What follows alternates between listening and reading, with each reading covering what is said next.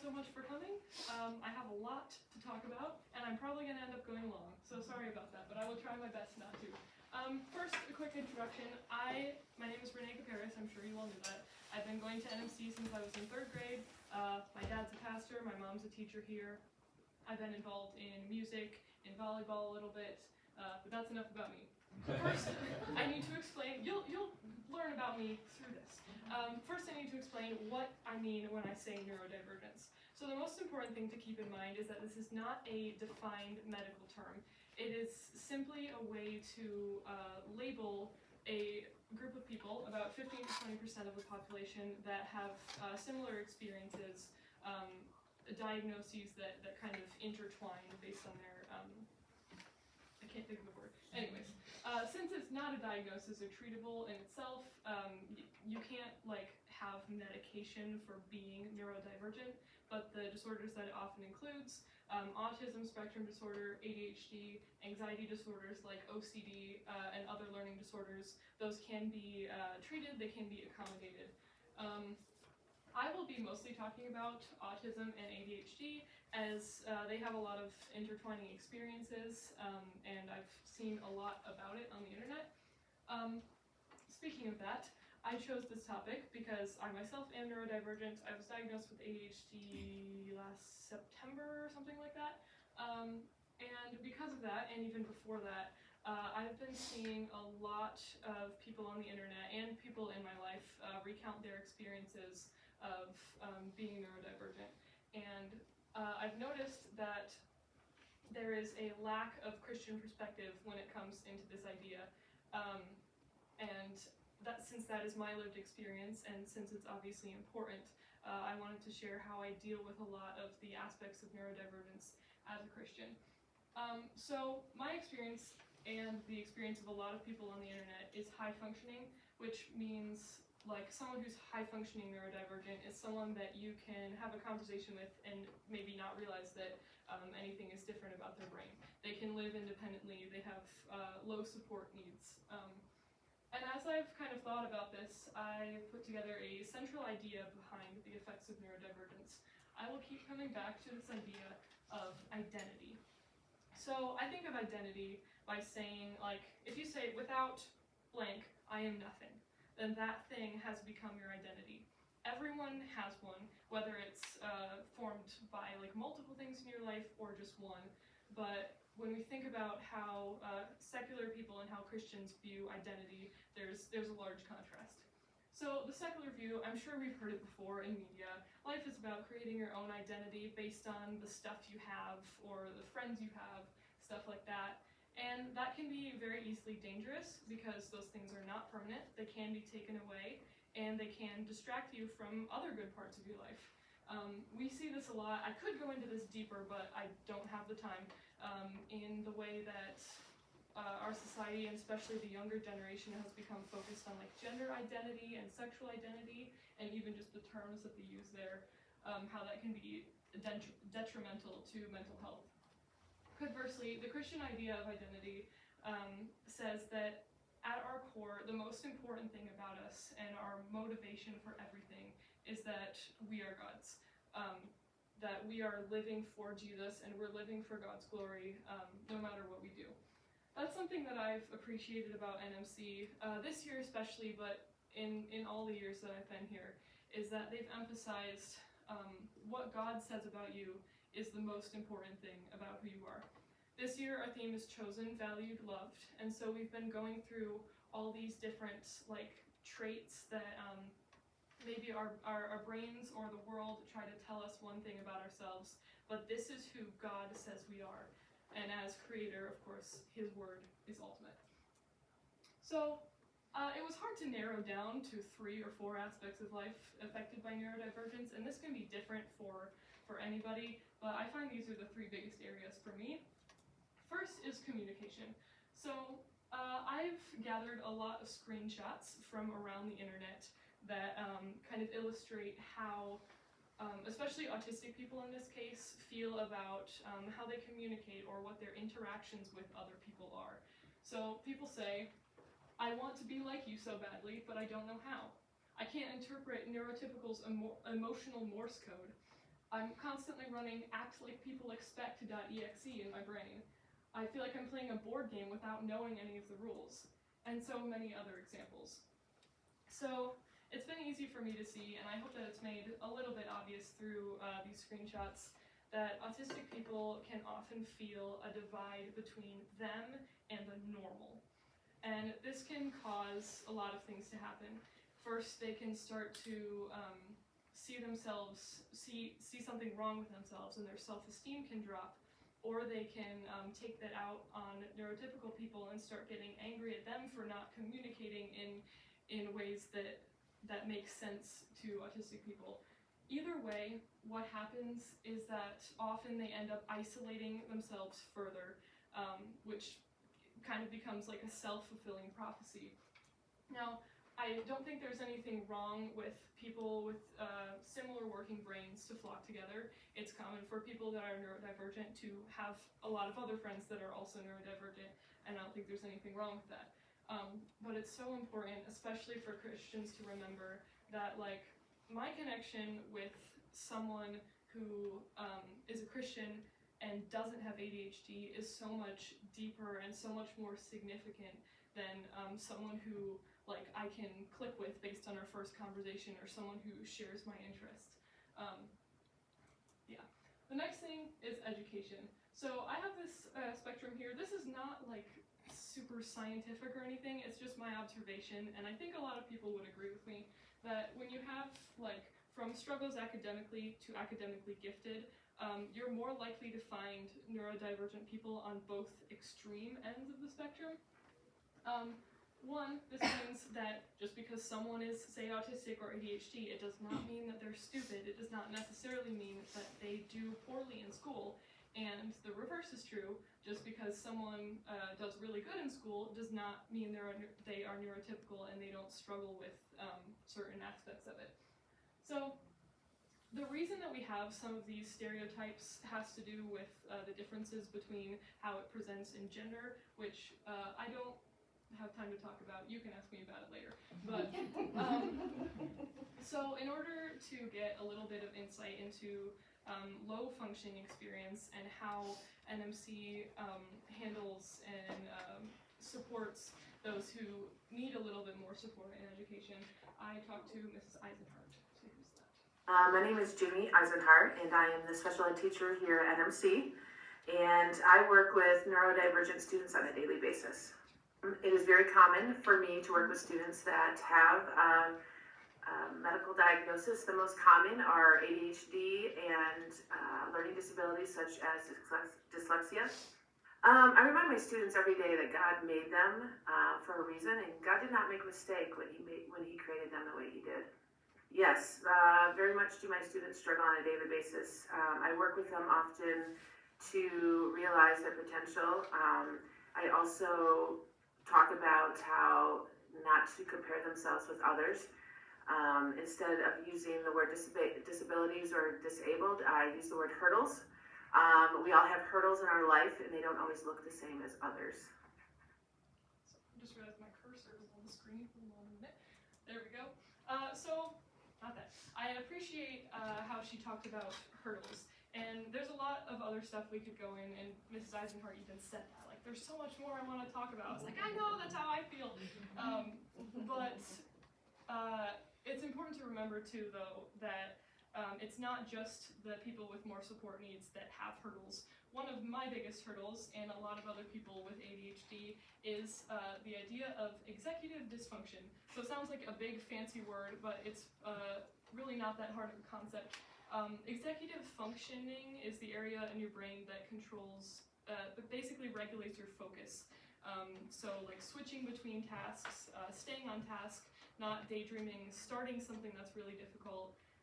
If you have a lot of trouble with that, that is executive dysfunction. So again, I've compiled screenshots to kind of show what this feels like. First, it's a total mental block between wanting something and doing something about it. I want to do something, I don't do it, I feel bad. I want to do something, and the cycle repeats. Hello. There's this invisible wall in my head that I'm incapable of getting past, and it stops me from doing things. I feel like all of my abilities are on cooldown. I'm like mashing buttons in a video game, but it's not letting me do the thing. And so many other examples once again.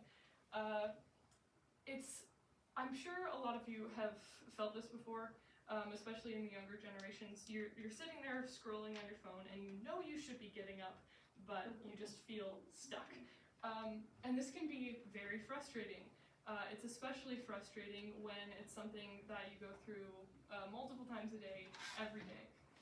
And for me, this can often cause self-esteem issues. I can often feel like, I'm so useless. Why can't I do anything?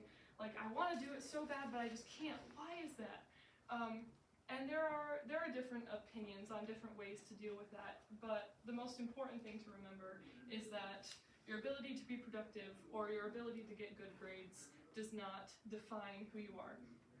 What matters, the most important thing that you can do is use your gifts for God's good, because He gave them to you, and even that you continue to ask for His help when you're struggling.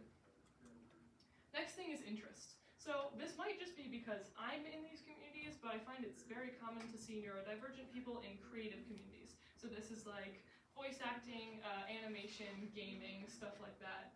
A lot of times too, things that are marketed for kids can also appeal to neurodivergent people. There's a lot of reasons that this is theorized to happen, but I think the most prominent one is that these big fantastical worlds provide a means of escape, and also that sometimes these characters, the main characters, can feel kind of othered from their society. That's what makes them the main character in a way that a lot of neurodivergent people feel in relation to the world. So it's very common for neurodivergent people to have interests that go deeper than just interests. And that's when you get into these categories. So special interests often happen in autism, where someone has basically a lifelong obsession with something specific. The stereotypical ones are like little autistic boys being obsessed with trains or sharks or things like that. Dinosaurs, yes. And hyperfixations are those same obsessions, but they're not permanent. I get hyperfixations, and mine have lasted anywhere from like a month and a half to a little over a year. Again, these are wild things. I can't even begin to explain them, but again, I have screenshots from the internet to try and illustrate what they feel like. Someday, my special interest is the only thing that gets me out of bed and keeps me going. I can't contain my excitement when someone asks me about this. I can't be normal about fictional media. I don't choose what the brain worms feed on. Trust me, as someone who is currently hyperfixating for, I don't know why, on Sonic the Hedgehog. This is true. I can't do anything about it. Screaming, crying, throwing up because I saw something to do with my guys. Right? So, and so many other examples. And we can be lighthearted and we can laugh about these, and a lot of times they can be a fun time. But it's tough because the world tells you, to pursue your interests, to pursue the things that you're really passionate about, and to consume or to devote all of your time to going after this thing. But it's been clear to me as I've tried to navigate this that the things I'm hyperfixated on are idols, and at their core they are addictions. When I'm trying to listen to a sermon and my thoughts can't stay focused because I'm thinking about whatever, and that happens every day, it becomes clear that this is not healthy. So that's one of the things that I've been really struggling with, and I wish I could say that I have like a clear answer, that I have a solution that just fixes everything. If I did, I wouldn't be talking about it. This is one of the things, along with all the other things that I've struggled with, and that a lot of other neurodivergent people struggle with, along with a lot of other topics that I did not get the chance to talk about, as you can see. Keep an eye out for a 30 to 45 minute YouTube video from me on this topic, because I do hope to make one eventually. Yeah, so what I want you to get out of this is remembering that other people who are around you don't process the world in the same way as you do, and that's okay. But most importantly, whether you're neurodivergent or not, the idea of identity is so applicable to everyone. And I encourage you to think about your daily life. What has the tendency to sit on the throne of your heart, and what can you do to combat that? But I like to have the image of the guy on the throne of your heart, shoving him off, you don't belong there. And one of the biggest things you can do, because God is the only one that can truly change your heart, is pray, pray, pray, pray, pray. It doesn't happen instantly. Trust me, there are other things you can do, have accountability partners, stuff like that. And it can be frustrating, and it can be difficult, but you have the assurance that God will not let you go, despite the many times you may fail. And two, we are not living for the here and now. We're not living for those hits of dopamine that whatever character I may be obsessed with at the moment is giving me. Ultimately, we are living for God's glory and the hope of living eternally in His presence one day. So, that's all I have. I have a lot more, actually.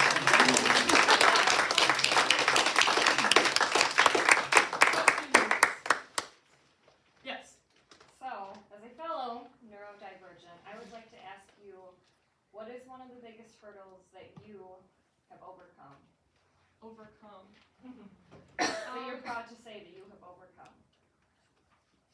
I wouldn't say there's something that I've completely overcome, as a lot of these things I'm just recently starting to actually fight. They were just a part of my life before. I would say oh well, I'm just messed up. There's nothing I can do about that.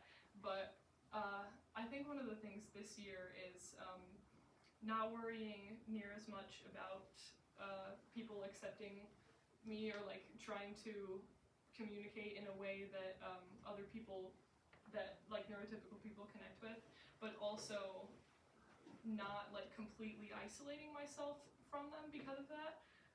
That's been a tough balance to strike, but I think there's definitely been a lot of improvement in that regard. Yes? In what ways do you think your neurodiversity is a strength of yours? Creativity, thinking outside of the box, empathy, I think. This is definitely not the case for all neurodivergent people. A sign of autism can actually be very low empathy, but for me, since I sometimes think in a way that's different from a lot of people, I'm able to empathize with others who think in a different way from me. And so even if I don't completely understand their logic, I can still try, and I can still, I'm not going to push someone away or just think they're weird because they don't do things the way I would do them.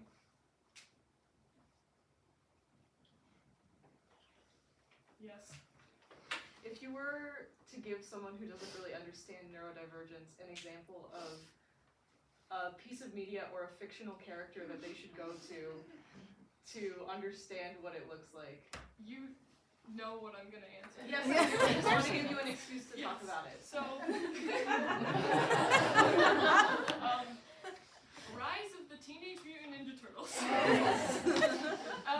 Donatello is it's not even mentioned in the show, but he is 100% autistic in very many ways, and you can find so many YouTube compilations just being Donnie being autistic for 12 minutes or something like that. He struggles with low empathy, but it's clear that he still deeply cares for his family. He has sensory struggles and hates certain things being too slimy. He's very particular about his food choices. A a lot of other reasons. There's a lot, but I don't need to take up your time talking about a turtle. Yes, you do.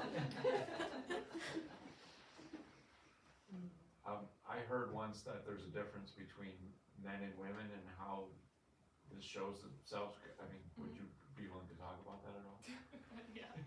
So, yeah, a lot of the stereotypes we have are stereotypes because those are most commonly the way neurodivergence presents in young boys.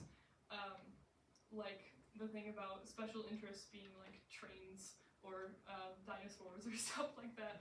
I'm laughing over here. And also the fact, like, when it comes to ADHD, there's two types. One's inattentive. What's the other one? Hyperactive. Hyperactive. Thank you. I And couldn't then think. combined. Yeah, and combined. And that's kind of a more recent discovery because young boys with ADHD are often the hyperactive ones and the ones that are like disruptive and are always like moving around and yelling things and whatever. They've been starting to realize that a lot of times girls' traits are not as noticeable. Yeah, but they can still. That's why often women don't get diagnosed till later on in life, like me. Yeah. And just as autism has a pretty wide spectrum, ADHD often also has a pretty wide spectrum of needs for support and the way that presents itself.